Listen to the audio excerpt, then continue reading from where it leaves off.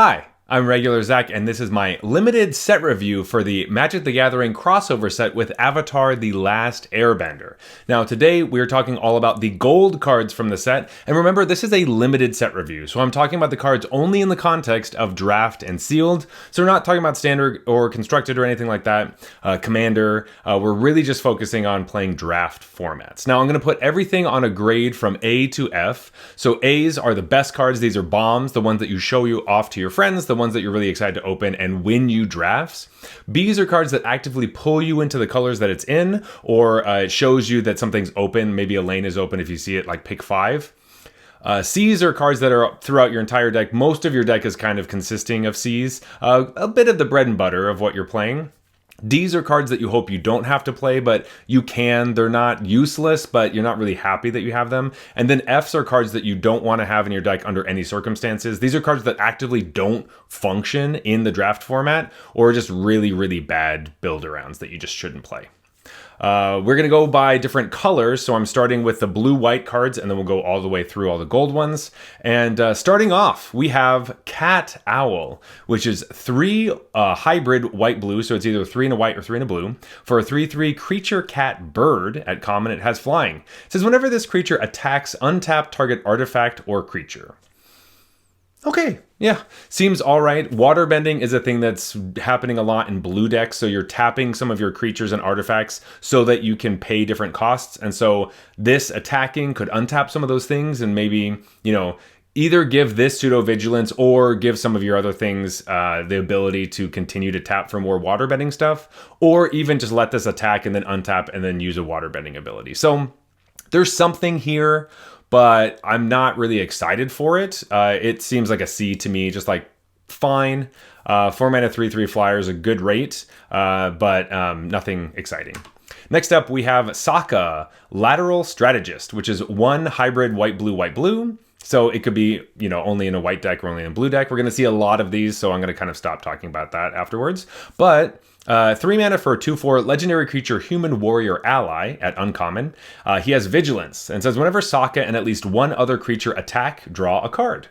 Awesome. Draw a card is great. I love seeing that on cards, specifically in Limited. It's some of the best things you can do, just in a card game in general. But in Limited, you're always looking for that. So I'm going to give this card like a B- because you do need another card to attack with it. I don't think it's going to be that hard. And being a vigilant 2/4, it does work out really nicely where it won't always like trade off with stuff. It'll be kind of annoying. You might lose the other creature that you attack with, but you do draw a card because of it. And he has vigilance, so then you can tap him and use him for waterbending stuff. So yeah, B-, cool. I would like to play Sokka. Next up, we have Air Nomad Legacy, which is white-blue for an enchantment at uncommon. It says when this enchantment enters, create a clue token, and it says creatures you control with flying get +1/+1. Whoa. 2 mana for a anthem that only works for your flyers, but white-blue does specifically care about flyers. We've already seen one, the Cat Owl, that has flying, and a lot of the other like smaller creatures do also have flying in this color combination. It also just gives you an artifact for waterbending, and clues are just good anyway. So even if you're just playing this to like just crack the clue and get a card, you have an anthem and it replaces itself, like that's pretty great. Plus, you could just keep the clue on the battlefield and use it to waterbend stuff. So, I don't know, this card seems like a solid B. Like, if I saw this card, it'd be like, let's go. Let's move into, like, blue-white flyers. That's a great archetype in Limited just over the years. And this card seems great in that deck, for sure. Next up, we have Aang, Swift Savior, which is 1 white-blue for a 2/3 legendary creature human avatar ally at rare. He has flash. He's got flying, so he gets pumped up from the last card. And says, when Aang enters, airbend up to 1 other target creature or spell. So airbending lets you exile it, and while it's exiled, its owner may cast it by paying 2 rather than its mana cost. So you get to, like, you can either kind of, it's like pseudo bouncing a creature. This one also works on spells, which is kind of cool, though your opponent can just kind of cast it immediately after if they have the mana ready. It doesn't do the same thing. We had seen a card that was like this in Outlaws of Thunder Junction that made it like, so they could play it for free, but they had to wait a whole turn. This one doesn't do that, but it kind of reminds me of it. So that initial card, like 3 mana 2/3, bounce a card, I kind of like. Hopefully it's something smaller that, it already costs 2 mana, so they were just recasting it anyway.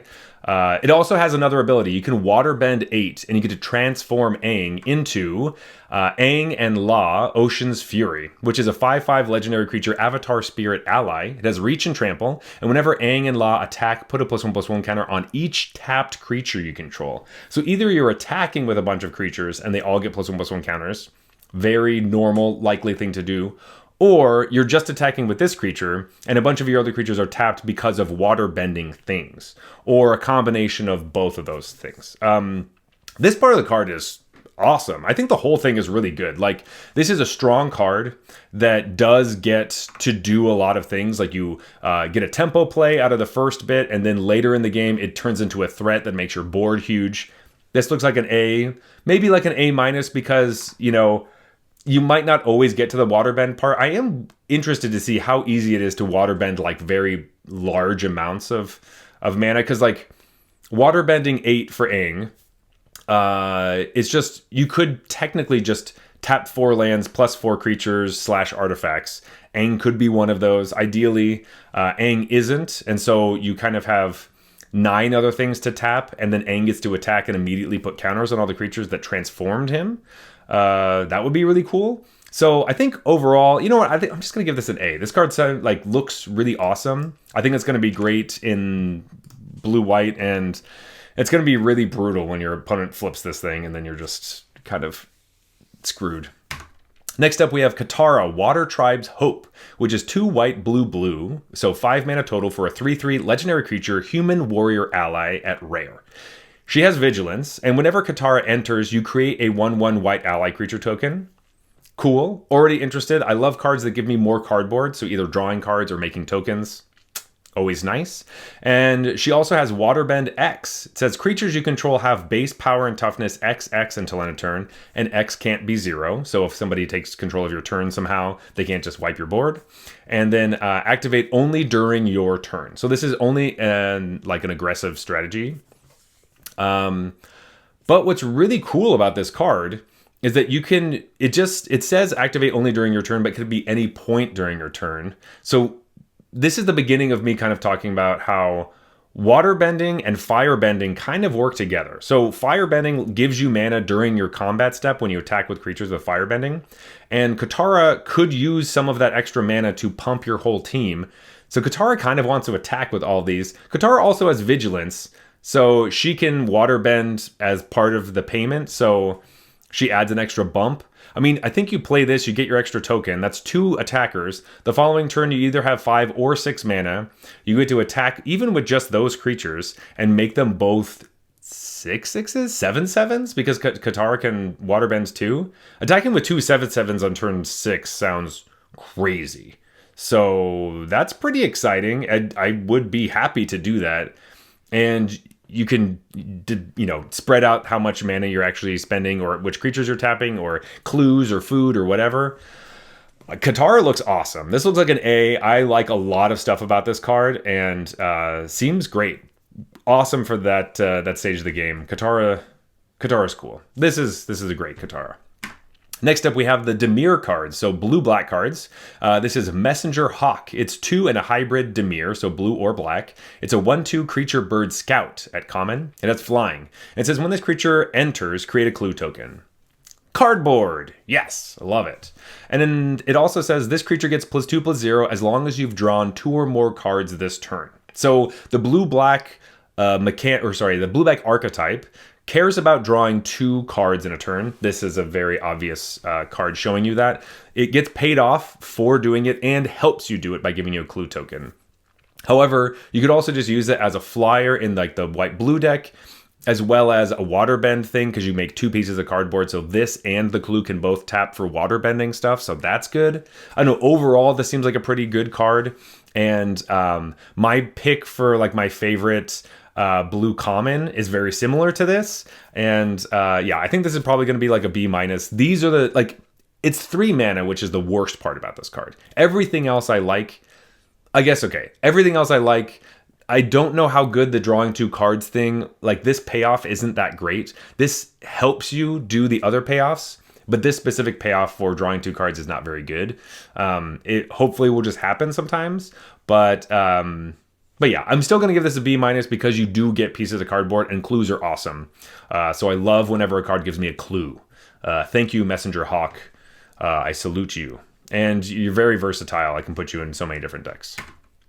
Next up, we have Hama, the Bloodbender. Very scary episode of the show. Anyway, it is 5 mana, so it's 2 hybrid Dimir. And it's a 3/3 legendary creature human warlock at uncommon. It says when Hama enters, target opponent mills 3 cards, exile up to 1 non-creature, non-land card from that player's graveyard. For as long as you control Hama, you may cast the exiled card during your turn by waterbending X rather than paying its mana cost, where X is its mana value. So you could technically, you're just drawing a card off of this, right? You play this for 5 mana, it's a 3/3. You mill your opponent and you take one of their, essentially removal spells, probably. You're looking for like a removal spell, or maybe they have an important enchantment or artifact that you'd like to play, but primarily it's like you're looking for removal because she's a bloodbender. Like it just makes sense. So you play this, look for a removal spell they either played before or just milled, and then you just get to play it. And you could do it on this turn because Hama can tap to waterbend to do it, as well as maybe your artifacts or some of your creatures, or any leftover mana that you have if you want to wait till another turn. I don't know, this card seems awesome. It looks like a B+. Like this could be a rare type card in some sets where you like play this. We had that card from the Omen Path set or Spider-Man that was like, you get to look at a bunch of the top of their cards and you get to play them. So this only looks, you only get to play 1 card off of this, but you drew a card and you get to play it. So I don't know. Hama looks good. I would love to have this in my Dimir deck. So Hama, you get a B+. Great job, grandma, lady, warlock chick.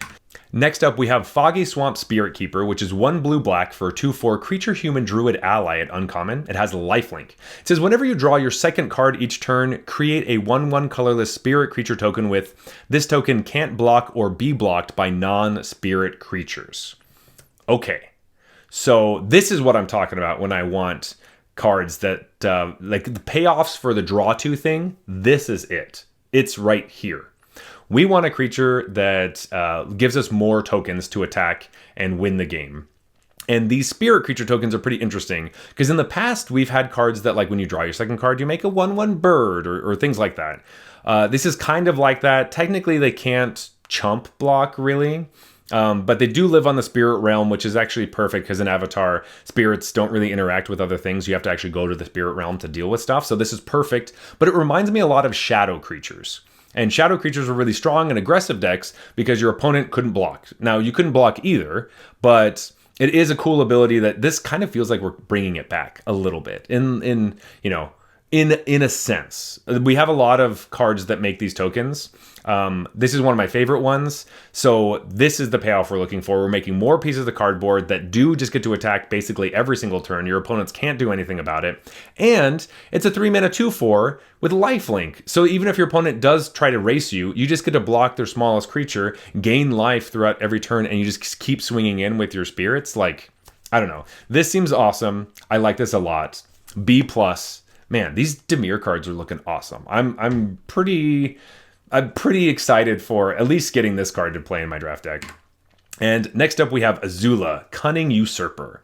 She is 2 blue, black for a 4/4 legendary creature human noble rogue at rare. She has Firebending 2. So this is our first Firebending card of the video. So whenever this creature attacks, you add red. This mana lasts until the end of combat. So you only get to spend that red mana in the middle of combat. So primarily you're playing like instants and combat tricks or removal spells, things like that, stuff with flash. Azula also says when she enters, target opponent exiles a non-token creature they control, then they exile a non-land card from their graveyard. During your turn, you may cast cards exiled with Azula, and you may cast them as though they had flash, and mana of any type can be spent to cast those spells. 2 cards. We already liked Hama, right? We get to take one of their cards from their graveyard. Granted, our opponent does get to choose which cards we're casting, but we do get 2 cards. So this is pretty sick. It can't be a token, so they can't cheese you out that way.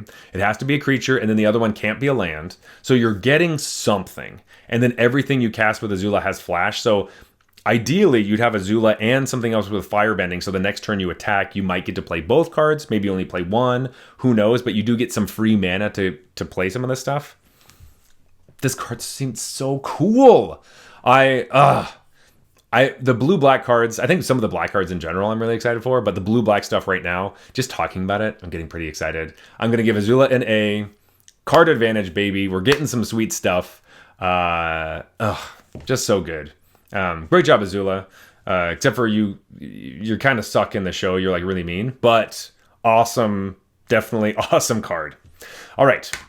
Next up, we have the Rakdos cards. So these are the black and red cards. First up is Vindictive Warden. It's 2 and a hybrid Rakdos for a 2/3 creature human soldier at common. It has menace and firebending 1. Sweet. And you can also pay 3 mana, and this creature deals 1 damage to each opponent. Okay. The thing I like most about this is that it's a menace creature that has firebending. That's it. Like, the actual body is kind of like, it's fine. 3 mana 2/3 is okay. The deal 1 damage to each opponent thing is fine as long as you have more firebending things, because at least you have a place to sink mana. There's a lot of firebending 2 and firebending 1, so you have this with the firebending 2, then you just get to ping your opponent. I guess that's okay. In the end, it's probably like a C, like, sure. But it just feels a little bit underpowered. So I'm not really excited to play it. Yeah. Next up, we have Zhao, Ruthless Admiral, which is 2 hybrid Rakdos. It is a 3/4 legendary creature human soldier at uncommon with firebending 2. Boom. What did I just say? There's a lot of firebending 2. And whenever you sacrifice another permanent, creatures you control get +1/+0. Cool. Okay. The Orzhov, deck cares about, like the white-black deck cares about sacrificing stuff, and Rakdos in general does care about sacrificing things. We have lots of clues running around and food, so you could sacrifice those things even without a card that specifically says, hey, when you sacrifice a permanent, blah, blah, blah, blah, blah. So that's nice. Firebending 2 is also nice because when you attack, then you get the 2 mana to sacrifice the clue that you might have had from before. Maybe you got the Messenger Hawk or something. So that's kind of cool. And pumping up your creatures is nice as well. Yeah, overall, I like it. There is potential here. And it being the top end of your aggressive Rakdos deck does seem like it could be a recipe for oh man, turn 5 is brutal whenever Zhao is attacking and you get to, your board's really large. So I think I'd probably give it a B-. It might be a C+. I always underestimate whenever you pump your whole team over and over again. So the fact that you do have to sacrifice something makes me kind of meh. But I think it can surprise me with the amount of tokens that we have. So I'm going to give it a B-. I'm ready to see this card do some work. Next up, we have Cruel Administrator. It's 3 black-red for a 5/4 creature human soldier at uncommon. It has Raid. So this creature enters with a +1/+1 counter on it if you attacked this turn. So I'm going to basically think about this card as a 5 mana 6/5, which is great. And it says whenever this creature attacks, create a 2/2 red soldier creature token with firebending 1. All right. So this card is just letting you attack in... Sorry. You're going to get a 6/5. I'm just saying that you're going to get a 6/5. That's just happening. And then every time you attack, you just get tokens. And they're real big tokens. A 2/2 Firebending 1 is a real card. That's cool. I like this card a lot. That gets scary pretty quickly. And your opponent's going to have to triple block or double block at least to get this off the battlefield. So, I don't know. To me, this looks like a B+. It makes more cardboard. They aren't attacking, so, it would be really nice if they were tapped in attacking, but then you don't get the firebending thing, so maybe it's better just build up a board, and then you use Admiral Zhao to be able to do some stuff. But anyway, gosh. All right, B+, awesome card. Next up, we have Zuko Conflicted, which is black-red for a 2/3 legendary creature human rogue at rare. It says, at the beginning of your first main phase, choose one that hasn't been chosen, and you lose 2 life. Important to remember the 2 life part of this card. You can draw a card. you can put a +1/+1 counter on Zuko, you can add red mana, or you exile Zuko, then return him to the battlefield under an opponent's control. Ugh, that part sucks. The rest of this is great. Draw a card, put a counter on it, ramp a bit. Depending on what you want to do, you can plan out all your turns. I would probably guess that the first thing you want to do is draw a card, just so you get your card back. Because then the rest of it is kind of like, you're taking 2 damage every turn, so you're going to take probably a total of 8 damage. So that's a lot. 8 damage with Zuko sucks, and then you give Zuko to your opponent. But it does kind of make this situation where it's like you're attacking with Zuko. Does your opponent want to trade off with it? They kind of don't want to, because then they're going to get it, right? But if they don't trade off with it, they're losing 2 life every turn, basically as much as you're losing. And then when you give Zuko to them, Zuko's going to deal them 2 damage every turn, and then you won't want to block it. So it's kind of this interesting game of like, what exactly is your game plan? And being able to deal like 6 to 8 damage with this to finish out the game. Sometimes your aggressive decks can't deal that damage at the end. And so if you're playing Zuko, you're just like, play this early, attack with a bunch of stuff, get their life total down low enough, and then maybe you just don't attack when Zuko could die. You give the Zuko to them, and then they're trying to figure out how to get rid of him, and they might just die to their own Zuko that you gave them. That's pretty sick. So that situation I like a lot. In an aggressive deck where you have a pretty low curve and you're dealing tons of damage to them, I think that this could be actually a pretty solid card, even though you give your opponent Zuko. I don't know. Usually I'm not really interested in giving my opponent cards, but I think this is one I'd probably be okay with giving them. Kind of sucks if you're losing or later in the game. So, there's a little bit of that. Though later in the game you do get to draw cards and stuff. You probably don't want to lose a bunch of life, though. Anyway, this is a really interesting card. I think this is an A-. I think you can actually play it in the correct decks. It doesn't go in every deck, but the decks that want it, like an aggressive Rakdos deck, which is what I'm looking to play most of the time in Rakdos, this is awesome. A- for Zuko. This next card is kind of the opposite. So we are looking at Ozai, the Phoenix King. He is 2 black, red for a 7/7 legendary creature, human noble at Mythic. He has Trample and Firebending 4 and Haste. Already, we're like, great, sick, love that. He has a couple more abilities. If you would lose unspent mana, that mana becomes red instead. It just means that you just don't lose it. You just hold on to it. That's hilarious, because this happens every single time you're going to lose mana, which is every step. And so you just keep it. And then Ozai has flying and indestructible as long as you have 6 or more unspent mana. What? Indestructible and flying? With a hasty, trampling, firebending 4. Remember when I said that there's a bunch of cards that are firebending 2? All you need is a firebending 2, you slam Ozai, you attack with both, he immediately gives you 6 mana, because you get the 2 from them and the 4 from him. Then you have a flying indestructible trample creature out of nowhere. This is the number 1 card that I'm going to think, man, there's no way I can lose this game. I'm going to crush my opponents. And then bam, Ozai comes down, you're screwed. What is it, Wizards? What is it with the 2 black, red card that just has the comeback mechanic of the whole set and wins the game out of nowhere?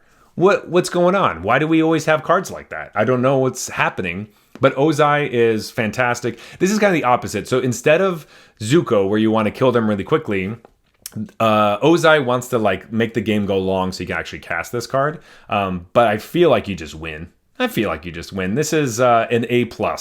Ozai's freaking sweet. Just make sure you have a firebending, like another firebender would be awesome. Or 10 mana, I guess. But no, this is sick. Ozai, so good. Next up, we have the Gruul cards with Earth Rumble Wrestlers. They're 4 mana total, so it's 3 and a hybrid Gruul for a 3/4 creature human warrior performer at common. They have reach, or it has reach. And it says this creature gets +1/+0 and has trample as long as you control a land or a land entered the battlefield under your control this turn. Cool. So if you have land creatures, which is from Earthbending, that's how you get it. You get a 4/4 trample reach for 4. totally reasonable. Gruul also really cares about 4-powered creatures. So it's kind of funny that this one specifically isn't 4-powered until you have a land creature or whenever you play lands, which, to be fair, you are going to be playing lands on most of your turns. So I think that that is fine. I mean, like, I guess you're at turn 4 and 5 that you're getting to the point where maybe you're not playing a land every turn, but you will be able to figure out how to get this to be 4 power if you need it to be. But overall, this is not an impressive card. It's a fine common. But do we really care that much about like a 4-mana 4/4 reach trample? Not really. I think this is probably like a D. Like, it fits into your deck sometimes, but like I don't really want this card to be in my deck. And there's nothing really exciting about it. Maybe if you're like getting destroyed by like the flying deck a lot, it could be helpful just because it has reach. But the extra part of the text, if you're excited because you're playing a 4-mana 3/4 reach, like that's I don't know. Probably just like a D. This is probably my least favorite card that we've seen so far. Next up, we have Uncle Iroh. Oh, love him. Also, is he playing cards? He's playing some sort of solitaire. Fantastic. Great job, Uncle Iroh. Cannon, plays Magic. Love it. Anyway, he is 1 hybrid Gruul for a 4/2 legendary creature, human noble ally at uncommon. He has Firebending 1, and he has lessen spells you cast cost 1 less to cast. So, in addition to having 4 power, which is important for Gruul, because there's a bunch of stuff that cares about 4 power, Gruul also cares about lesson cards, and obviously Uncle Iroh is a character that cares about lessons. He's constantly trying to teach Zuko the entire series, and finally gets to him at the end. So making your lessons cards a bit cheaper is quite nice. I think there's a couple that are actually pretty important, and having lesson cards in your graveyard can be important for some green decks and some Simic decks, I think. So being able to cast them for cheaper is going to be really helpful. I don't know. This card seems pretty good. Nothing crazy, but like I think it's it does a lot of work behind the scenes. Do you know what I mean? Like, it helps out making other things happen because you have 4 power and you're helping your lessons and stuff. So definitely a piece of the puzzle, but not the piece. Not the White Lotus tile that he cares so much about. So let's just give him like a C+. I think we're happy to see him. But this version is not obviously the best version of Uncle Iroh. All right, next up we have Bitter Work, which is 1 red-green for an enchantment at uncommon. Gruul enchantments with this actual mana value, usually pretty exciting. So let's see if this one is too. It says, whenever you attack a player with 1 or more creatures with power 4 or greater, draw a card. Okay, and then you can also exhaust. Whoa, exhaust is back. That's sweet. You can spend 4 mana and Earthbend 4, activate only during your turn. So you can't like surprise somebody with like a random 4/4. But it's a 3-mana enchantment that cares about creatures with power 4 or greater attacking, and then it gives you a 4/4. You could do this like turn 3, play this, turn 4, make a 4/4. It is tapped though, so you just remember that when you're doing earthbending stuff, your lands will tap. That's always the crappy part. Or sometimes you accidentally target the land that just entered the battlefield so it can't attack that turn or whatever. But anyway, that's kind of nice. I think it's perfectly fine. You'll never draw more than 1 card off of this because it just says 1 or more creatures. But I do like that it says when you attack. So if you're attacking a player, you get to draw a card. That's really nice. As opposed to like being a saboteur thing where you have to hit them and it gives like trample or something to make that happen. This is way better. So you're going to get way more cards off of Bitter Work. But I still think it's kind of like a C+. I don't really feel like it's fully in the B range, you know? So some of these Gruul cards I'm not really stoked on. Is it just Gruul in general that I'm not excited about? I don't know. Guess there's no black in here.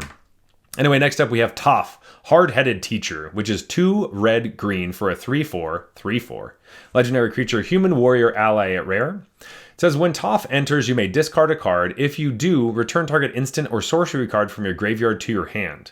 Wow, very interesting for like a Gruul thing, caring about instants and sorceries. It also says, whenever you cast a spell, Earthbend 1. If that spell is a lesson, put an additional +1/+1 counter on that land. And as we know, Earthbending is when you make a land into a creature and then you put counters on it and it gains haste and blah blah blah blah. Oh, I guess it gains haste, right? I had said that you don't want to make sure. Yeah. That's a nice part of the mechanic. I forgot about that. Also, if your land dies, it does come back tapped, so you don't have to worry about losing your lands, which is really nice. I think that's a fantastic touch to this mechanic. But yeah, right. I forgot that you got haste. That's awesome. That just gets rid of the feel bads of like, oh, that's you just trying to remember which specific land you played that turn. That's so dumb. This is like way better way to do it. Anyway, a Gruul card that doesn't have 4 power, but does care about instants and sorceries in your graveyard. Kind of an interesting card. I guess it goes obviously with the lesson thing with Iroh, so maybe there's more lesson stuff in Gruul than I was initially thinking. But the fact that whenever you cast a spell, any spell, including creatures and everything, you earthbend 1. So like you immediately turn into like a monastery mentor, but like for every card that you play. And sometimes if you play a lesson, they become 2/2s. You can also target the same earthbending creature with this ability. So you can just make one creature like taller instead of just a bunch of little ones. I don't know. It seems pretty sweet. Like it randomly doesn't work with the 4 power thing, but I think that's kind of okay. It does so many other things. It could draw you into a removal spell or something that you want to then, or like, discard a land so that you can get a spell so that you can earthbend and you can do the stuff. I like this. I'm going to give this like an A- just because it's a pretty sweet card. And any card that lets you like get more attackers by just playing cards is going to be good. So Toph seems great. This is awesome. Yeah. Next up, we have Boomy Unleashed. Here we go, buddy. Boomy is a 5 mana card, so it's 3 red-green for a 5/4 legendary creature, human noble ally at Mythic. Boomy has trample. And says when Boomy enters, Earthbend 4. Earthbend 4? This is a 5 mana 5/4 trample that comes with a 4/4? Probably tapped, but still. Holy crap, that is 9 power worth of creatures for 5 mana. That is so much. That's so already I'm just like this is it. Like that's it. That's the game. That's awesome. The value is very, very high here.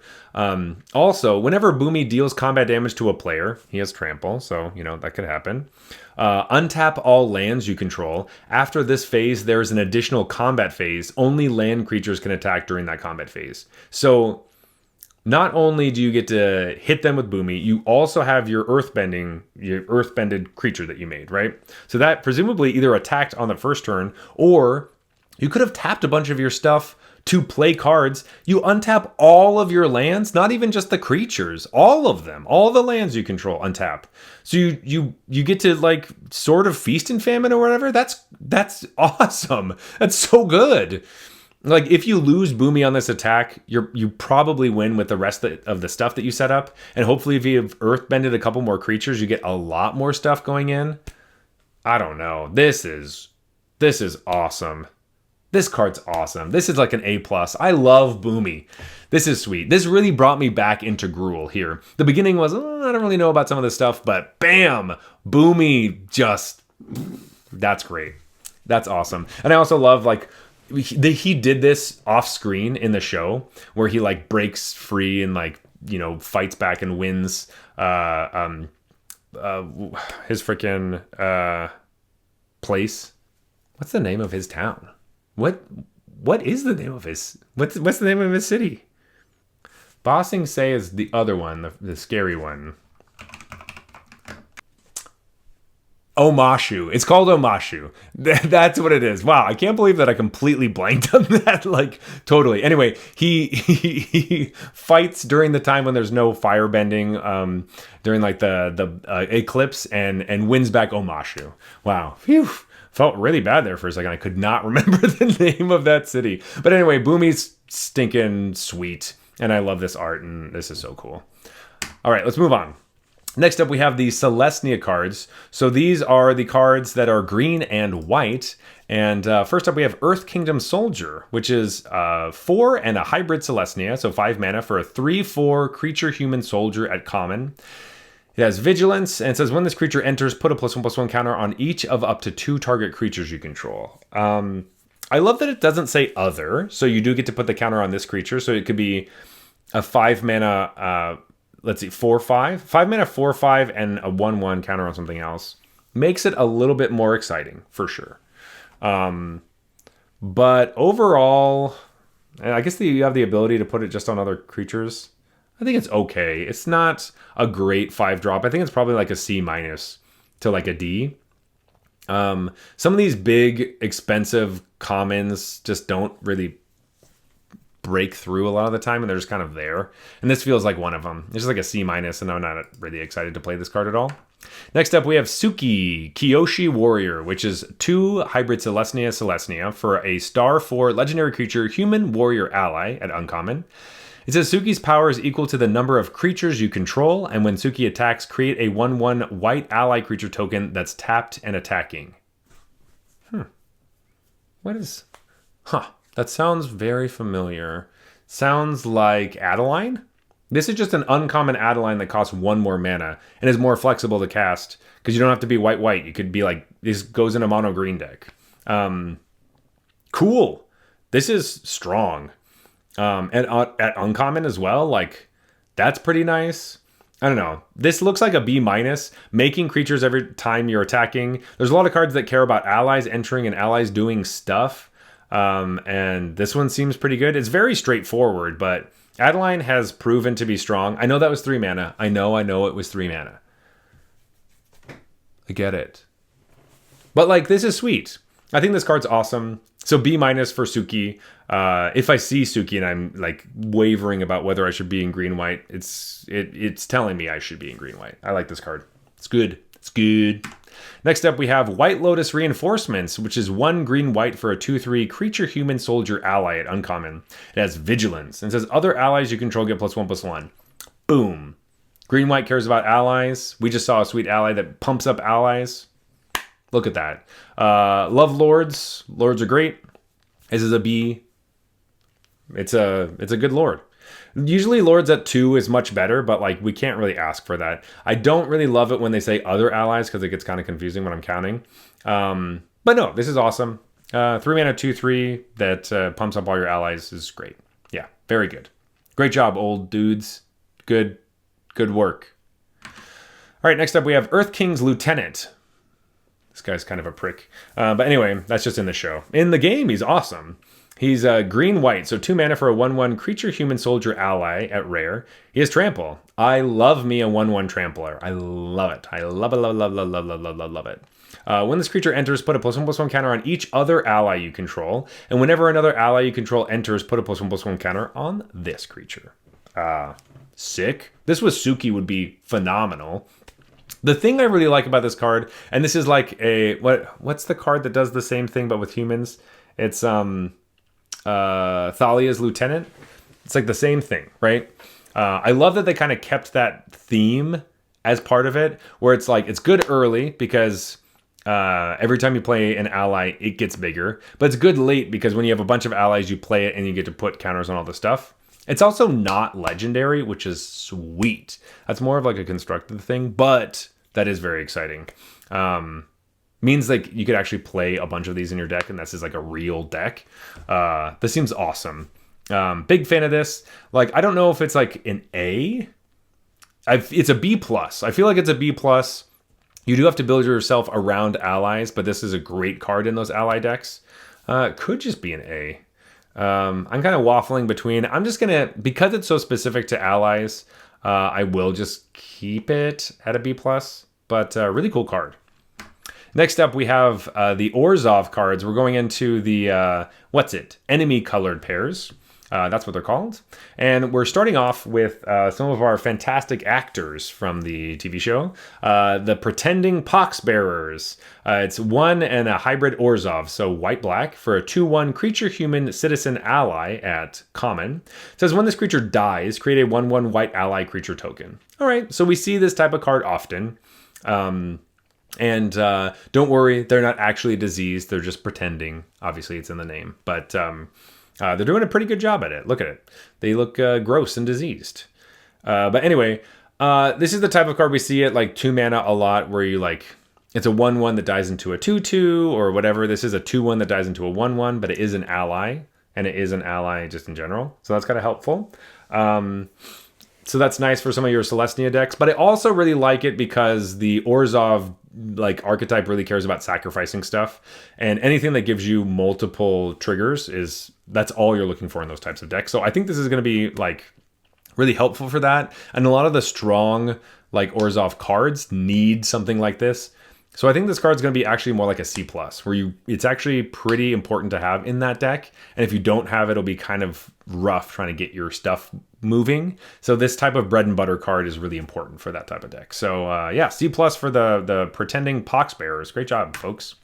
Next up, we have High Bay, Spirit of Balance, which is 2 hybrid Orzhov for a 3/3 legendary creature, Bear Spirit. It has an uncommon, and it says whenever High Bay enters or attacks, you may sacrifice another creature or artifact. If you do, put 2+1/+1 counters on High Bay, and whenever High Bay leaves the battlefield, put its counters on target creature you control. Cool.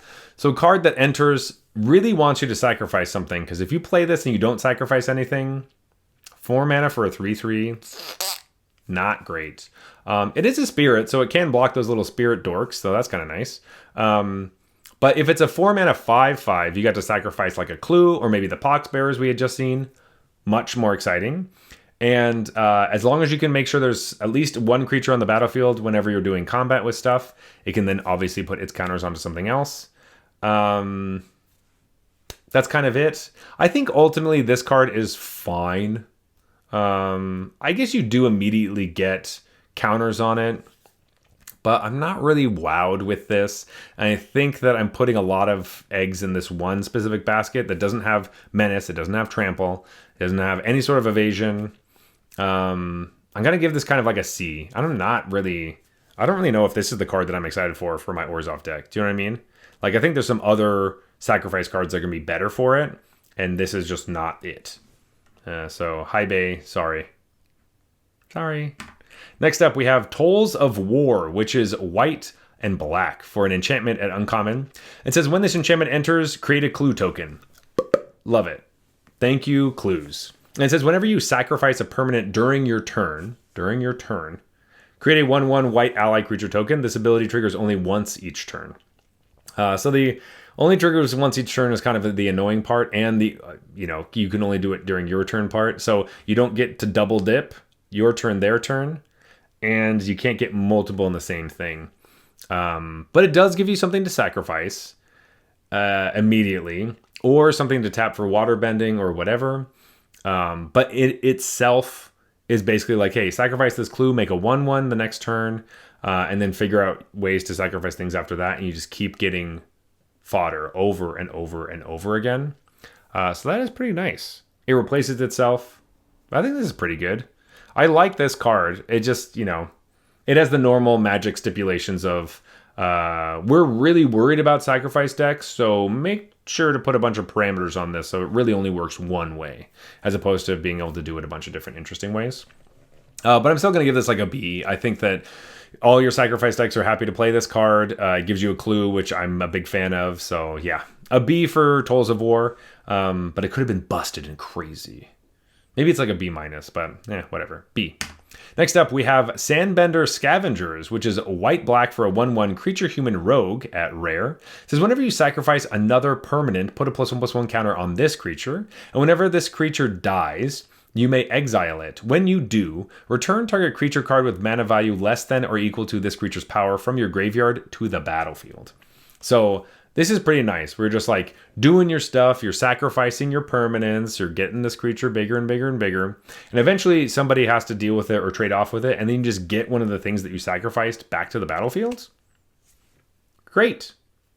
That's awesome. But it also feels like a B. We've seen some other cards that did similar things. I think in Foundations we had like a panda that got bigger and bigger whenever you gained life, and then it would return something. It's a little easier to gain life randomly to like make it go up and up and up, as opposed to sacrificing permanents. We do have some cards that were really good, like Sir Vondon from Edge of Eternities, that was the same mana value, but it was whenever a creature died, or like I think it even went to exile. Sir Vondon definitely triggered when you went to exile, but that killed a thing. But that's a little bit easier because your stuff could just die when your opponents were doing things. This specifically says you have to sacrifice a permanent. So it makes it a bit harder to get the thing going. But I also don't think this needs to be that... The threshold doesn't have to be that high. Like, if this has 3 power, if you sacrifice 2 things, getting a 3 drop back, it still feels really good. Probably like a B level good, but I think it's a B. I think this card will be good in your deck. You're going to play it, and you'll be excited to move into that archetype. But it's not crazy game breaking by any means. Next up, we have the Is It cards. So these are blue and red. And first up is Abandon Attachments. It's 1 hybrid Is It, so blue or red. And it is an instant. It's a lesson, and for whatever it's worth. And it's a common. It says you may discard a card. If you do, draw 2 cards. You know what my favorite thing about this card is? I mean, besides it's a lesson, so that's really nice. Card draw, all that stuff. But it's 2 mana, and it's 2 mana that's an instant that you could only spend, you could spend red mana on it only, and it'll work. Fantastic. Remember all those firebenders I was talking about that do firebending too? This seems like a great card for that. If you don't have a place to put your 2 red mana, bam. Discard whatever you don't need, draw 2 cards, you get a lesson into your graveyard, which is helpful for a lot of different things. I don't know, I think this card's going to actually be a little bit better than it normally is. Instant speed goes a really long way with this type of thing. And I guess technically you could just spend 2 mana to put this in your graveyard, which would be weird. But it does give you the option you don't have to discard a card. So just keep that in mind when you're playing on Arena, that it will ask you which card you want to discard. You have to discard a card to draw cards. But you could just throw it in your graveyard just for fun. Maybe that's fun. I'm going to give this like a C+. I think it's going to be a little bit better than it normally is because of all the firebanding going around. So great job. Nice stuff. Next up, we have Professor Zai, or Zay, I can't remember. Anthropologist. This is hybrid Is It for a 0/3 legendary creature human advisor ally at uncommon. You can tap and rummage, so that means discard and then draw. And you can pay 1 and tap, sacrifice the professor, return target instant or sorcery card from your graveyard to your hand, activate only during your turn. Sweet. Okay, a 2 mana 0/3 that like you're just going to rummage on their turn all the time. Eventually you'll get to an instant or sorcery that you want. It's really nice because you can like discard a really expensive instant or sorcery early and then get it back later. And it's very flavorful as well because you can see he is, dying in a sinking library that's going into the sand in the middle of the desert. And so he will eventually die. That's what happens to him. Spoiler alert. But anyway, I think this is pretty good. It's like a C+, sitting there, looting, blocking the 2/1s or the 1/1s or whatever. And then, I guess you're not looting, sorry, you're rummaging. But still really nice. The fact that you get something back later for pretty cheap is huge. Because then you essentially just draw the card for 1 mana and then you get to play it. So if it's a 5-drop that you're trying to get back, turn 6, you just get to do it. So that's pretty nice. C+ for the Professor. Next up, we have Dragonfly Swarm, which is 1 blue-red for a star 3 creature dragon insect at uncommon. It has flying and ward 1. And it says, this creature's power is equal to the number of non-creature, non-land cards in your graveyard, usually instants and sorceries. And it says, when this creature dies, if there's a lesson card in your graveyard, draw a card. Boom. Abandon Attachments. We want that in our graveyard. For this card, specifically. So this is pretty nice. Doing the instant and sorcery thing, it gets pretty big. We've seen cards like this that are just like straight up like, 3 mana, star 3 flying has its powers equal to the number of instants and sorceries or non-land cards or whatever, or non-creature, non-land. So I think this is pretty great. It's probably mainly going to be lessons and instants and sorceries you're hoping to have in there. If this dies and you don't draw a card, I think it's significantly worse. But the fact that you could draw a card is awesome. And is a huge threat that people are going to want to kill. So maybe if we could get a lesson into your yard before you cast it, that would be awesome. So I'm going to give this like a B. Like, this seems scary. It could get huge. And a big reason to want to mill stuff into your graveyard. Or play lots of lessons. Dragonfly Swarm. Pretty nice. B for the Swarm. Next up, we have Sokka, Bold Boomeranger, which is blue-red for a 1/1 legendary creature human warrior ally at rare. It says when Sokka enters, discard up to 2 cards, then draw that many cards. Maybe we play this and we discard some lessons and then we play our Dragonfly. That could be cool. It says, whenever you cast an artifact or lesson spell, put a +1/+1 counter on Sokka. All right, so maybe we don't want to discard our lessons if we're playing Sokka. But anyway, cool. Another thing that cares about lessons. So obviously, it does care about having like casting lessons and doing that kind of stuff. Which is an interesting archetype in the sense that usually the blue-red spells deck doesn't really come together, and it's kind of hard because you have such a... Magic already has like an A-B problem where you need spells and lands. So then if you add the third thing of, well, I need spells, I need lands, and then I need creatures that care about spells that I'm casting, that can be kind of hard, especially if it's so specific. But the fact that Sokka does help you churn through your deck, a lot of your cards do care about having cards in your graveyard anyway, so that could be nice.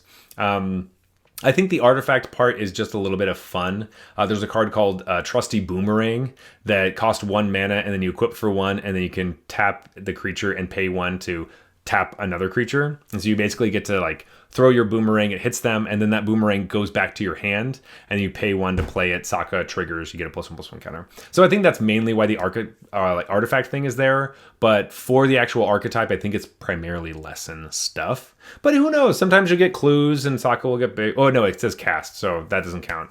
All right, so it really is just artifacts for the boomerang. Got it. Sweet. Nice. Cool. But yeah, Sokka seems all right. I think this is probably like a C+, to like a B- thing. Sokka could be a B-, but I don't know. I think I'm more interested in having the Dragonfly, just because you could play that later in the game. If you play Sokka later in the game, you know, maybe discard some lands and get some spells, but it takes a couple turns to make him big. With the Dragonfly, you just slam it and be like, look at all those spells I played earlier. Now I have this giant flyer. Like, that seems way better than this card. So that's why I think that, yeah, it's okay. Overall, is fine, but is it in draft? It kind of has a hard time a lot of the time. All right, next up we have the Golgari cards. This is Earth Village Ruffians, which is 2 and a hybrid Golgari, which is black or green. And it's a 3/1 creature human soldier rogue at common. It says when this creature dies, Earthbend 2. Nice. So it's a 3-mana 3/1 that dies into a 2/2? That's pretty good. Okay. You could technically use this in your sacrifice deck, you know, in your Orzhov thing, so that's kind of cool. But at the same time, just being able to turn this into something that's pretty nice. I mean, it trades off well, and you get another 2/2. I like this. I feel like it's probably just like a C, though. It doesn't have as much utility in the Orzhov sacrifice deck because it costs 3 mana, and I don't really like sacrificing my 3-mana spells. But it trading off with something and turning into a 2/2 is pretty nice. I think it's just a bread and butter C. Like, you're fine playing this card, but you're not really looking for it, perhaps. But yeah, okay, cool. Earth Village Ruffians, nice. Next up, we have Longfang, Grand Secretariat. It's 1 Golgari, hybrid Golgari. It's a 2/3 legendary creature, human advisor at uncommon. It says whenever another creature you control or a land you control is put into a graveyard from the battlefield, put a +1/+1 counter on target creature you control. Yes, target creature, not another target creature. I love it. So you can put counters on Longfang. Sweet. You kind of, in Golgari, you're kind of playing this game where you want your creatures to die. We just saw the last one want to do the same thing. And your lands, you can kind of attack with impunity because if they die or trade, you're really happy with them trading because you get your land back. And then, obviously, this guy's just like, give me all the counters. That's great. I think Longfang's probably like a B- because just playing this card and then, you know, offering a bunch of trades all over the place, your opponent's not going to be very happy doing that until they can get rid of this, because then they might get outclassed and then maybe they just can't, they're just chumping at that point, and that's a really bad game plan for them. So this seems pretty cool. Very versatile. Unfortunately, you can only have 1, so that kind of sucks, but maybe it's for the best. B- for Longfang, pretty cool. So this is Dai Li Agents. It's 3 black-green for a 3/4 creature human soldier at uncommon. It says when this creature enters, Earthbend 1, then Earthbend 1. Sick. So this is a 5-mana 3/4 that enters with 2 1/1s that might be tapped, but that's okay. It also says whenever this creature attacks, each opponent loses X life and you gain X life, where X is the number of creatures you control with +1/+1 counters on them. So it's a 5-mana 3/4 that then attacks and drains your opponent for 2, and you have more creatures just around for chumping or doing whatever, plus whatever counters you're going to either put on this thing or on more creatures. I get excited for cards like this. You just play it and you get 1/1s. Like you get 2 1/1s. That's awesome. 5 mana for 5/6 worth of stats over 3 bodies. I don't know. That's like what I'm looking for in draft, baby. Daily Agents gets me very excited. B+. Let's go. Also, these things are so stinking cool. They're like gloves that are rocks, but they shoot them with the earth bending, and then they're actually handcuffs. And so they hit your hands and they like wrap them up. It's just awesome. But they're evil. They're horrible, so we don't like them. But they're kind of cool. But they're bad. But they're kind of cool. Anyway, next up is Baifong's Bounty Hunters. It's 2 black-green for a 4/4 creature-human mercenary at rare. It says whenever a non-land creature you control dies, Earthbend X, where X is that creature's power. Oh, buddy. This is the card I'm really talking about here. Whenever you're attacking with, like, any of your creatures, I guess the ones that aren't lands, but, like, you're happy trading off. You're like, let's trade. Every combat. Let's trade. I don't care. Let's trade. Because then your creature dies and you're like, I got another one, but it's made of rocks. That's awesome. That's so sick. I don't know. This seems like another B+ of just like, we are hitting hard and we're just, we want to be big creatures that also want to get in combat and want to trade. I like this vibe of Golgari. I'm actually more excited for Golgari than normal. Normally, Golgari is just like, it's Reanimator or bust, but I think this thing, whatever we're doing here, is pretty exciting. So I like this a lot. B+ for the Baifong Bounty Hunters. Not a crazy, like, huge bomb, but I don't know, even when it dies itself, right? You get to do this? That's pretty nice. I don't know. I like it. B+. Next up, we have the Boros cards. This is Wandering Musicians, which is 3 and a hybrid Boros, so red or white. It's a 2/5 creature, human, bard, ally at common. It says when this creature attacks, creatures you control get +1/+0 until end of turn. Okay. Cool. So when it attacks, you just get to do that thing. I know we were talking about Admiral Zhao before, which is an uncommon. You have to sacrifice something to be able to do this effect, and this just does it on a 2/5. Maybe that's a little bit more exciting than Admiral Zhao. Maybe I should be rethinking this. I did give this like a C, because it doesn't seem that super exciting. But you are in white, so at least you're making a lot of token ally creatures, where in Rakdos, you're probably not making nearly as many just 1/1 creatures randomly. Maybe you just play this together with Zhao, because they're both hybrids. Anyway, I think I'm just going to stick with that. 4 mana 2/5 that, you know, I guess it does give this creature also gets +1/+0, so it's a 3/5 when it attacks. Maybe it is better than what I'm thinking. I'm going to give it a C as just like it's totally fine. But maybe I should be rethinking this a little bit. I'm going to keep it for now, but we'll see. Anyway, next up we have Jet, Freedom Fighter. Ugh, this piece of work. He's 5 mana, so he's 2 hybrid Boros for a 3/1 legendary creature, human rebel ally at uncommon. It says when Jet enters, he deals damage equal to the number of creatures you control to target creature and opponent controls. Okay. Sick. Immediately excited. And then it says when Jet dies, put a +1/+1 counter on each of up to 2 target creatures. Probably going to die because he's just a 5 mana 3/1, but he just smokes somebody in the face. By turn 5, you probably have more creatures.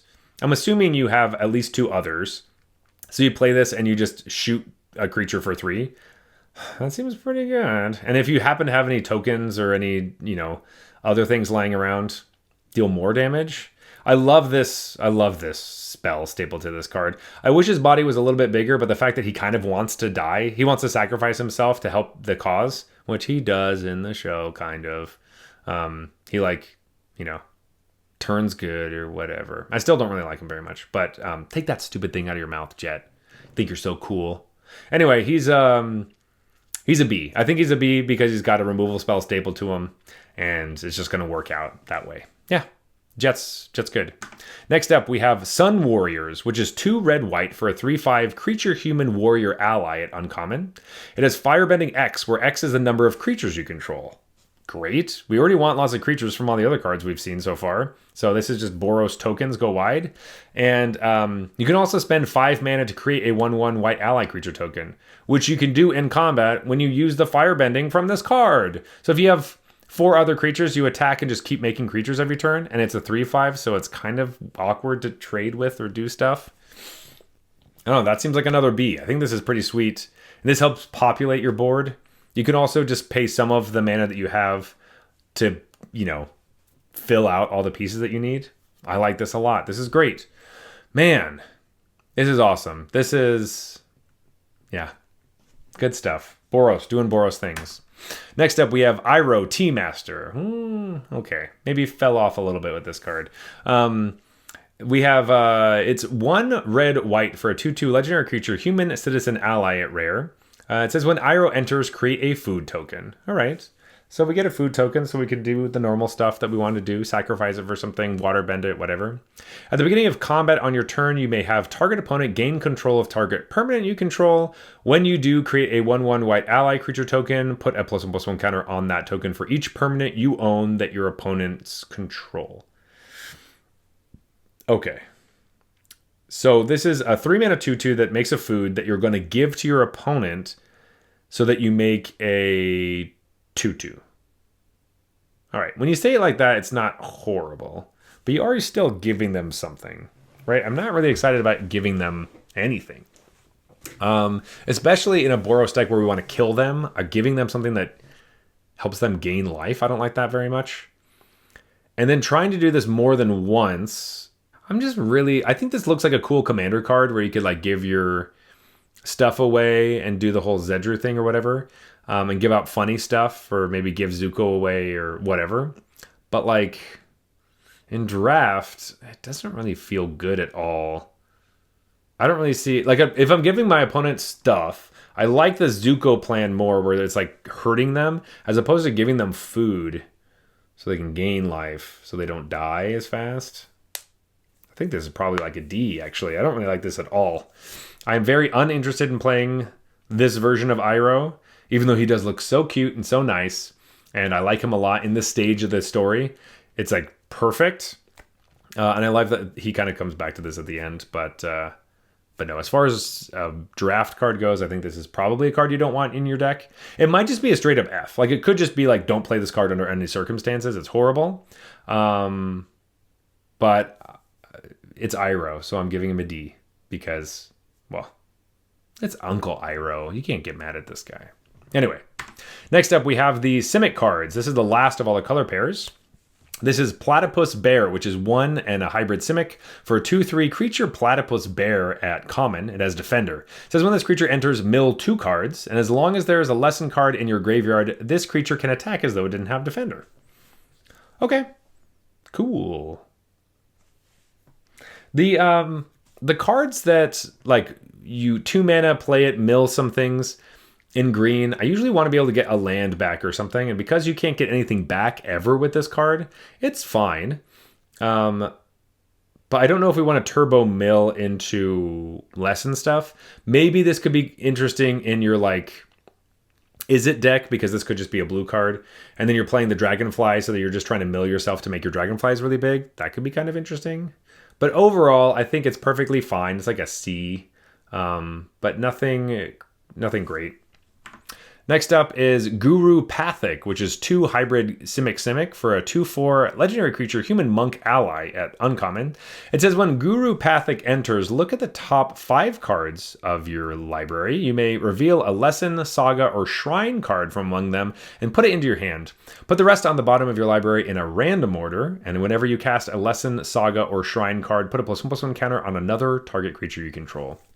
Another target creature. Ugh. I don't like that part, especially because this card looks like it wants to be in the Shrine deck, right? And Shrine's like 5-color Shrines. You want to get all the Shrines because nobody wants them but you. And then maybe you play some Sagas and Lessons or whatever that helps mitigate all this other stuff. Because if you can't draw a card with this card's terrible. But the weird thing is that you're looking for Shrines, and most of the Shrines don't give you any creatures. And so this could be one of your only creatures. So you play those cards and then you don't get the counters on this guy. Like you have to have another creature to put the counters on. And it's flavorful because he's not very strong. He's extremely weak, but gives lessons to other people and makes them stronger. But I think this could be like, I don't think you should play this card, really. Maybe in the Shrine deck you need it to find stuff, but I don't really know if the Shrine deck's going to be any good. So that's kind of hard. It's kind of like a Shrine ally deck is the 5-color thing. It is blue-green would be your base, so this card could help you find some of the stuff. I don't know, man. I'm going to give this a C. I kind of want to give this something worse than a C, but I do want the Shrine deck to do something, and I think this card has to be in it. But, man, if it just didn't say another target creature, I'd be so much happier. But, unfortunately, it does, so... Also, 4 mana to be the card that draws you cards is not as exciting, so... You know, the 2 or 3 mana ones are much more exciting to me. So it's just like a C. Simic being kind of boring. Next up we have Hermitic Herbalist, which is green-blue for a 2/3 creature human druid ally at uncommon. It's a mana dork, so it taps for any color, and you can tap it for 2 mana of any color in any combination of colors to spend mana only to cast lesson spells. Cool. Yeah, it's a mana dork that costs 2 colors, so it makes me, once again, not excited to play it. I really like mana dorks that are easy to cast, and this is a hard card to cast, so, and it only ramps some of your spells. I think it will be helpful in places, but, I mean, like, it really fits in the 5-color deck again. This is like... All right, I'm base green-blue, and I need cards that help me cast all my other spells. And so this is something that just fixes you for not just your lessons, but primarily your shrines or your allies or all that stuff. If you're trying to do a 5-color shrine ally deck, I guess that's what this is. So it's probably just like a C+. I originally had it a little bit higher, but I still think it's just not... It's fine. Yeah, it'll be helpful. 2/3 body's nice.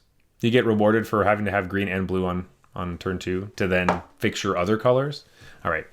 Next up, we have the Lion Turtle. It is 1 green-blue for a 3/6 legendary creature Elder Cat Turtle at rare. It has Vigilance and Reach. Holy crap. And it says when the Lion Turtle enters, you gain 3 life. Whoa, this is a lot. Let's see what else happens. It says the Lion Turtle can't attack or block unless there are 3 or more lesson cards in your graveyard. Okay, well, all right. So it's just a 3 mana, 3/6. And then at the bottom it says tap to add 1 mana of any color. So this is another mana dork. So we had an uncommon mana dork and we have a rare mana dork. That this one can at least be helpful later in the game because it has reach. If you have more lesson cards in your graveyard, so you need lots of lessons to make sure this can happen. Okay. It's probably like a B-, you know. It's mana dorks on 3 are not that exciting. Especially ones that can't block. At least you gain 3 life. There is a world where it does turn into like a 3/6 and it's actually a real live thing, but wow. With that mana cost, I really thought something busted was going to happen, and it did not. Did not happen. Not too excited for the Lion Turtle. Let's see if any of the 3-color cards are going to be way better than this. Spoiler alert, they are. All of them are way better than the stinking Lion Turtle guy. All right, next up, we have Fire Lord Azula. Oh, yeah, here we go. 4 mana, so it's 1 blue, red, and black. Wow, that was really hard to get out of my mouth. 4 mana, Grixis, for a 4/4 legendary creature, human noble at rare. It has Firebending 2, and says whenever you cast a spell while Fire Lord Azula is attacking, copy that spell. You may choose new targets for the copy. Boom. Once again, Azula's doing Grixis things. Before we were playing our opponent's spells, but now we're copying our own spells to do extra damage or extra removal. This is great. This is like a B+. It's a B+ because it doesn't do very much without another card. It's a hard to cast 4 mana 4/4 that has Firebending 2. We have lots of 4 mana creatures that have Firebending 2, and this you have to have, like, if you have removal, this is obviously amazing. And if that removal is red, it just pays for itself, right? That's awesome. But if you could hit anyone with like a Heartless Act or something with this, that's so gross. You just win the game. But you do need to have those other cards in your deck. I don't think it's gonna be hard to have them in your deck. Or if you have like a flash creature or something, that also works because it does just say spell. It doesn't say instant or sorcery. So that's really exciting as well. So there's some shenanigans possibilities we could do. If you have this and the other Azula, things were crazy. Kind of Magical Christmas Land Commander world, but this card's pretty sweet. B+ for Firelord Azula. Also, sick art, man. That's so good. I love when she falls apart. It's just amazing. Next up, we have Sokka, Tenacious Tactician, which is 1 blue, red, white for a 3/3 legendary creature, human warrior ally at rare. It has Menace and Prowess. It says other allies you control have Menace and Prowess, and whenever you cast a non-creature spell, create a 1/1 white ally creature token? Oh my god. So this is like Toph from earlier that we were talking about, except you're just making ally tokens. They do have to be non-creature spells, so that changes, from the Toph thing that we had seen, which was just earthbending. But this has Menace and Prowess. It gets bigger. Then you make allies, and then they also have Menace and Prowess because of Sokka. So this is like Monastery Mentor, but like 1 mana more, but on steroids, because all of them have Menace now. This card is like an A level card. It's crazy. It's the same thing where, yes, you do need more cards. So maybe this is like an A-. Azula, we said, she only is good if you have another card to play with her. And obviously Sokka needs more cards to be good as well. But you need any kind of card. Just anything. It could be a sorcery. Any non-creature spell. I get it. But you just need anything else to start building a big board, and getting those pieces of cardboard are so valuable. All those 1/1s are so strong, and they pump up with all the other cards that you're playing. Ugh. The only thing I'm worried about with this is that you just run out of gas. But man, this card's well worth splashing for. Maybe in do you just like splash the white for this card? Very cool card. Next up, we have Firelord Zuko, which is Mardu. So it's red, white, black for a 2/4 legendary creature, human noble ally at rare. It has Firebending X, where X is Firelord Zuko's power. So Firebending 2 for the most part. It says whenever you cast a spell from exile and whenever a permanent you control enters from exile, put a +1/+1 counter on each creature you control. Okay. That is very specific.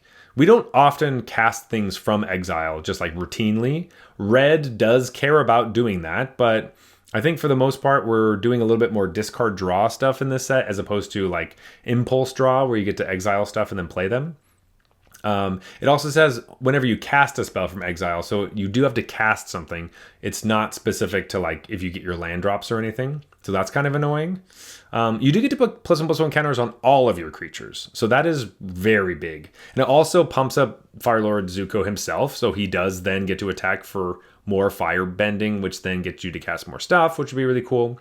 The thing that's really exciting about this card is that it's really flavorfully cool that Zuko, the Fire Lord, becomes better. I mean, obviously we know all the stuff that he gets exiled and he has to find the avatar to be unexiled and blah, blah, blah. But Firelord Zuko also works really well with airbending because all those cards get airbended. And there's a lot of white cards that care about like blinking your own stuff. It's like blinking your own stuff where you airbend your own cards and then pay 2 to recast them. And Firelord Zuko really likes that because then when you cast them again, you get to put counters on everything. Now, it is kind of weird because you are putting counters on a bunch of your creatures, and so then you have to airbend your creature that had counters on it to then recast it and then do the thing again. So it's a little awkward as far as the draft format goes, but I think it could be really helpful. You just have to have... Maybe this is a white-red card that splashes black, as opposed to like a white-black card that splashes red. I think it might be a little bit more of that, and probably not Rakdos Splash White. Because you want to have a lot of airbending stuff, and white is primarily airbending. So I think that's probably what we want to be doing with this card. Yeah, it also works with Azula, the blue-black one. So if you happen to have a weird soup deck, that's kind of cool that the brother and sister work together. That's there's a couple other cards that do that as well. So I do enjoy that. The fire, like how the fire bending stuff works with the water bending stuff and all that those things is really interesting to me. I think this set's going to be really sweet. But I think ultimately this card is probably closer to like a B-, where... If you have the things, it's a bit of a build around, but even with that, it also needs you to have a lot of creatures on the battlefield to get the full value out of it. So we need to have Firelord Zuko, other creatures on the battlefield, and a way to cast cards from exile, which is a lot to ask. We do get paid off for it, but I think that's a lot of hoops to jump through, and maybe we still don't win the game. So a B minus, but I would still like to play this card, but specifically with airbending in mind. Next up, we have Toph, the first Metal Bender, which is 1 red, green, white for a 3/3 legendary creature human warrior ally at rare. It says non-token artifacts you control are lands in addition to their other types. They just don't tap for anything. They're just considered lands. And it says at the beginning of your end step, Earthbend 2. So this is a 4-mana 3/3 that makes a 2/2 at your end step. And you could put the counters on a clue or a food or just some random equipment or whatever. That is pretty cool. And it does it every single turn.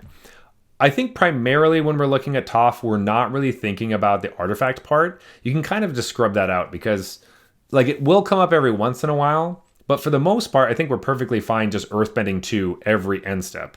And I'm pretty sure we can just Earthbend onto our other Earthbended cards. So you're just either putting 2+1/+1 counters on an old land that turned into a creature, or making a bunch of 2/2s, or a variety of both.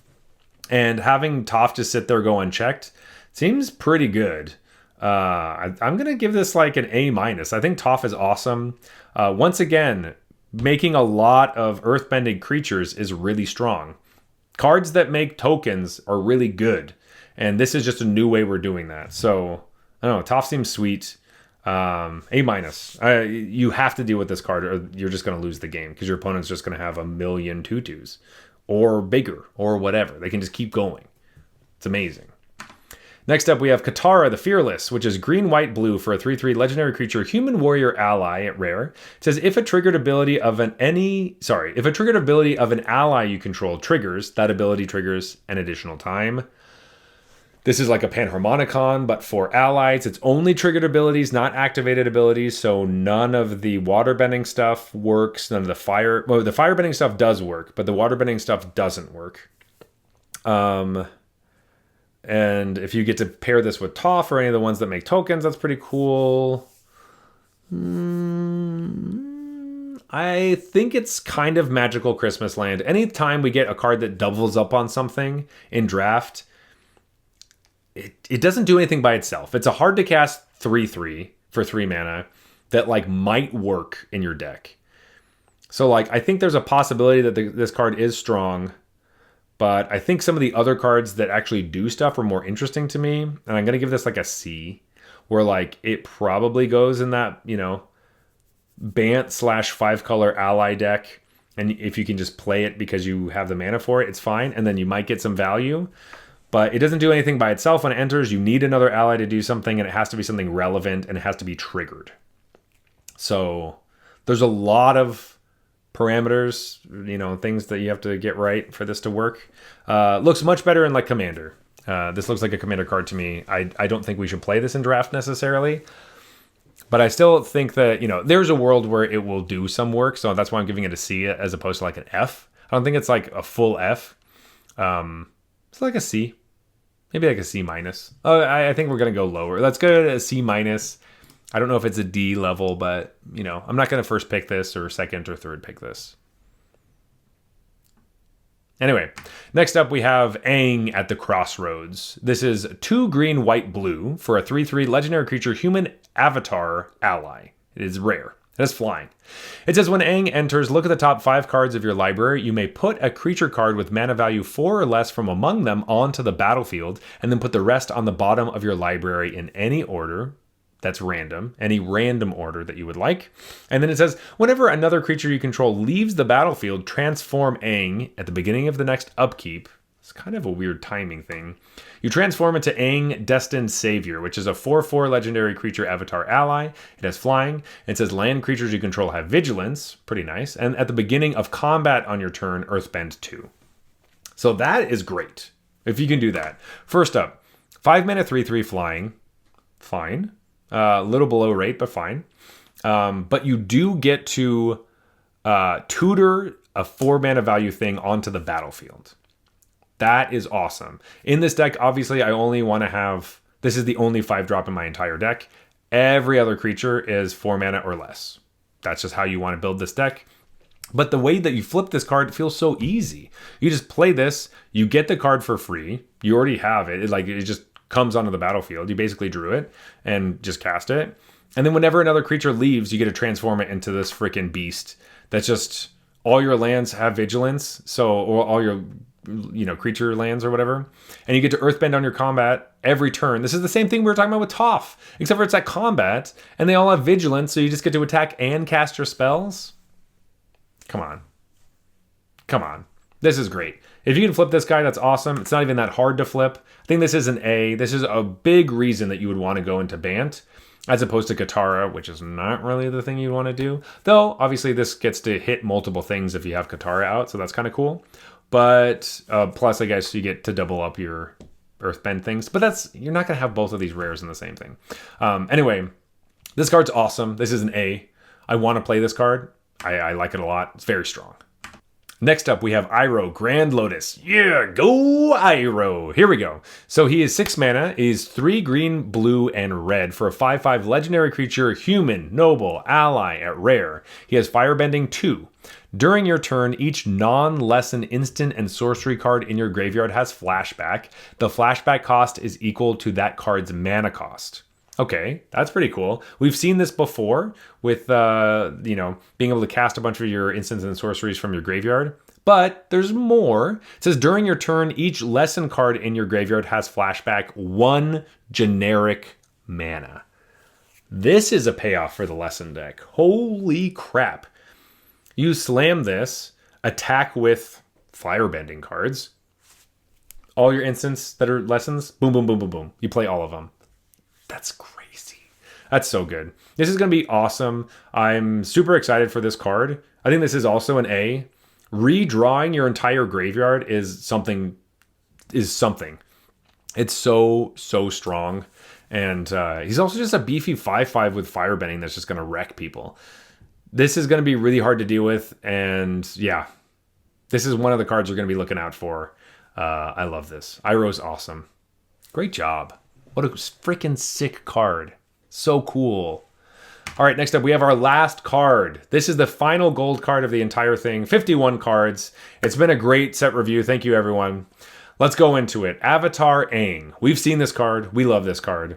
Red, green, white, blue, 4/4. Legendary creature, human avatar ally at Mythic. It has flying and firebending 2.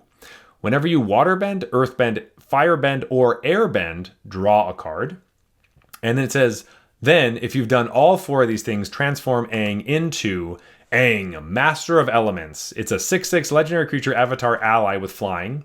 It says spells you cast cost Wooburg less to cast, and that can reduce the generic mana cost. So it always reduces it by 5, and it can hit all the colors. It says at the beginning of each upkeep, you may transform Aang, Master of Elements. If you do, you gain 4 life, draw 4 cards, put 4 +1/+1 counters on him, and he deals 4 damage to each opponent.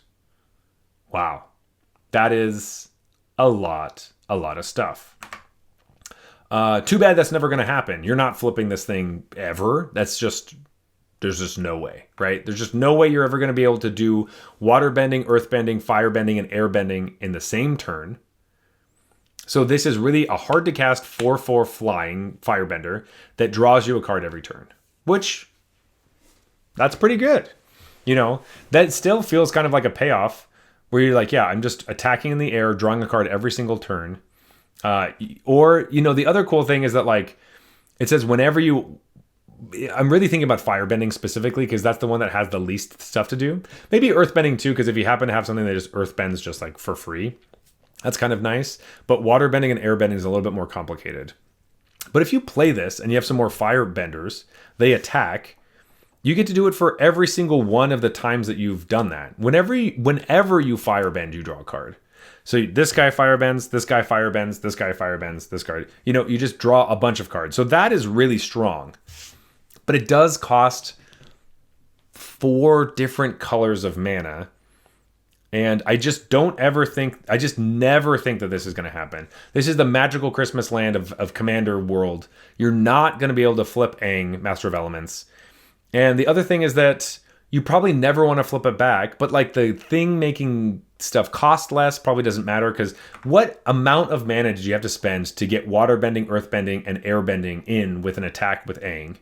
That's so much stuff going on. So many cards you had to use.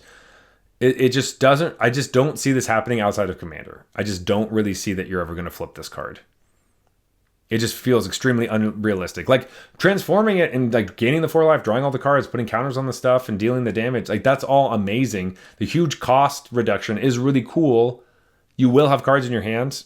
I just don't ever think this is going to happen. I just don't think there's any way. So I'm really just basing my grade off of the front side of the card, which is a hard to cast 4/4 flyer with firebending draw card when you attack. That's basically what it is, which I think is a B+. I still think that's a good card. I just don't think that it's gonna be this huge thing in draft. This is definitely the card you want to get from your packs. Like if you're opening prize packs, you want to open this guy. You want to build your commander deck around him. He's stinking awesome. He's so cool, and you can do so much sweet stuff, just not in draft. I really, I don't know if I'm just a naysayer or whatever, but I just don't think we're ever going to be able to flip this in draft. So send me screenshots if you ever do, because that would be nuts. But anyway, folks, thank you so much for listening to my limited set review of all the gold cards of Avatar. Check out the rest of the channel. I have all the complete set review of all my thoughts on all the cards from the entire set are in there. So check them all out if you're interested. Please leave a comment or, tell me if I'm completely wrong about Avatar Aang and that you're for sure going to flip it. It's not that hard. And you can send me all your screenshots. That would be wonderful. But thank you so much for watching. I really appreciate all you folks. And I will see y'all next time. Bye.